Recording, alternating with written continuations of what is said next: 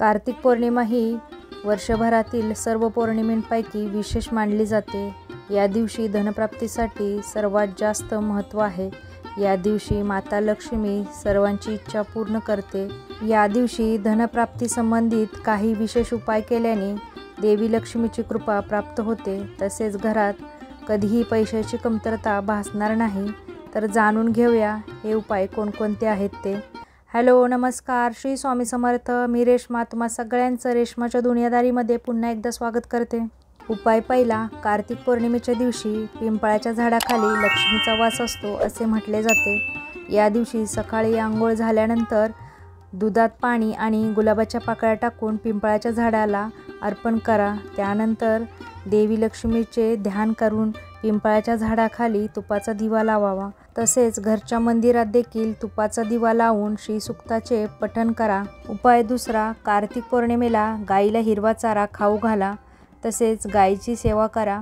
या दिवशी सर्व देव उत्सव साजरा करतात। गायीमध्ये सर्व देवी देवतांचा वास असतो, त्यामुळे या दिवशी गायीची सेवा केल्याने सर्व देवी देवतांचा आशीर्वाद मिळतो।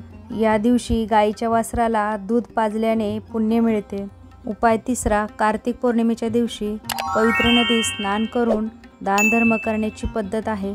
या दिवशी दूध, दही, तूप, साखर आणि तांदूळ दान केल्याने माता लक्ष्मी प्रसन्न होते।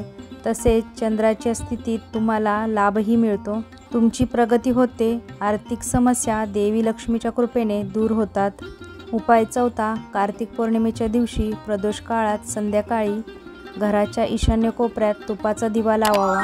हा दिवा रात्री 12 वाजेपर्यंत जळत ठेवावा।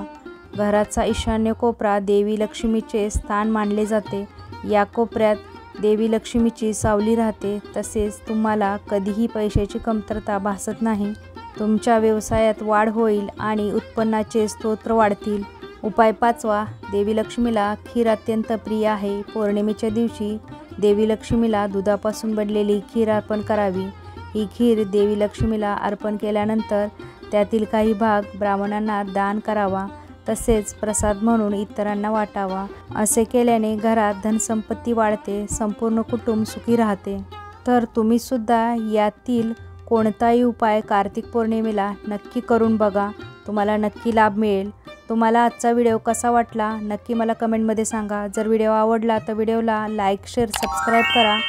पुन्हा भेटूया आपण एका नवीन व्हिडिओमध्ये। तोपर्यंत सगळ्यांना श्री स्वामी समर्थ। जय जय स्वामी समर्थ।